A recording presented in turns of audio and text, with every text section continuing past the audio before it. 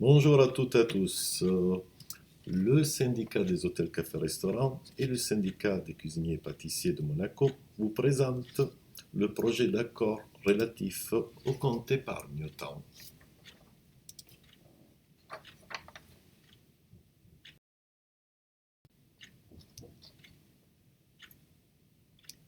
Le syndicat des hôtels, cafés, restaurants et le syndicat des cuisiniers, pâtissiers et tabliers bleus considèrent que les éléments fournis par la direction de la société ne démontre aucunement que l'entreprise souffre d'une problématique financière structurelle. Il s'agit davantage d'une phase transitoire qui entraîne une baisse d'activité temporaire qui doit être étudiée à la lumière des résultats définitifs des années 2020 et 2021.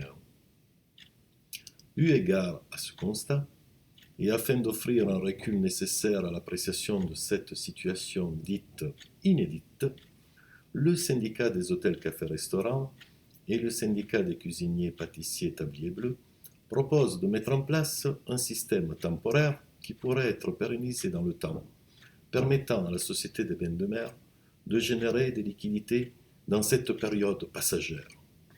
En contrepartie de ce nouvel effort des salariés, la société des bains de mer renonce à sa capacité de dénoncer les accords et conventions collectives en vigueur dans la société pendant les 5 prochaines années. En cas de dénonciation, la société des bains de mer sera tenue de verser à chaque salarié la totalité de son compte épargne-temps, majoré de 50%. Ce système temporaire prendra la forme d'un compte épargne-temps pour l'ensemble des salariés dont les syndicats ont accepté le principe.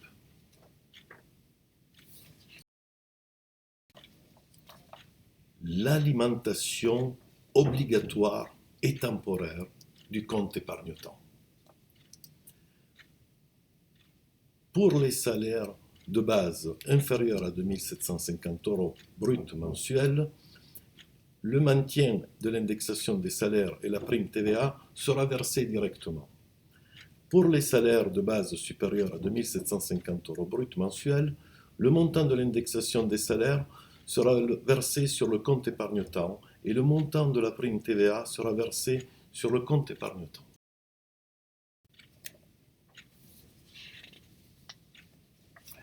L'alimentation obligatoire et temporaire du compte épargne-temps prendra fin au 31 décembre 2024. Une clause de revoyure est fixée au 31 janvier de chaque année pour déterminer si l'alimentation obligatoire et temporaire du compte épargne-temps doit continuer à produire ses effets. Dans ces conditions, la direction des ressources humaines est tenue d'organiser à cette date une rencontre avec l'ensemble des syndicats concernés.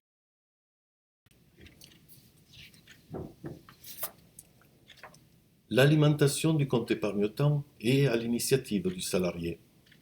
Le compte épargne-temps peut être alimenté à l'initiative du salarié par le montant de l'indexation des salaires pour les salaires de base inférieurs à 2 750 € brut mensuels, la prime TVA pour les salaires de base inférieurs à 2 750 € brut mensuels,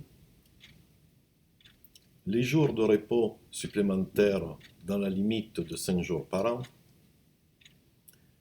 les jours de congés payés supplémentaires légaux ou conventionnels pour ancienneté dans la limite des 6 jours par an, les primes exceptionnelles, le 13e mois ou prime de fin d'année, la prime de résultat et le bonus.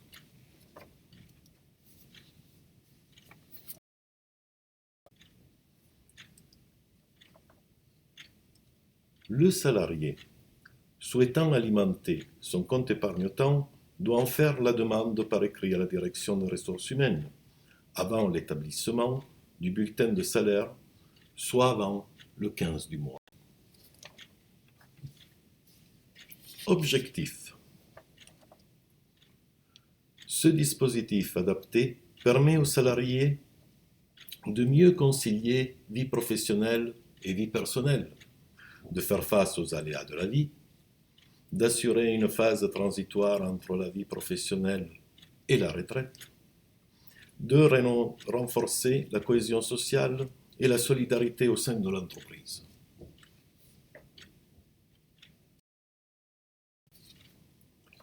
Abondement de l'entreprise.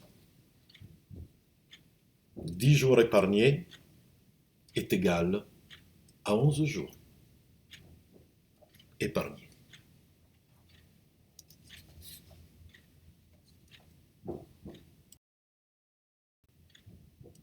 Le compte épargne-temps a pour vocation de permettre l'indemnisation des congés qui, en principe, sont pris sans solde, le bénéfice d'une rémunération immédiate ou différée, indemniser en tout ou une partie sur la base du salaire perçu au moment de la prise de congé, des congés sans solde, congé parental d'éducation, congé sabbatique, congé pour création d'entreprise, congé pour convenance personnelle, etc. Indemniser toute une partie des heures non travaillées en cas de passage à temps partiel. Rémunérer des temps de formation effectués en dehors du temps de travail à l'initiative du salarié. Financer des congés de fin de carrière pour les salariés de plus de 55 ans désirant cesser leur activité de manière progressive ou totale.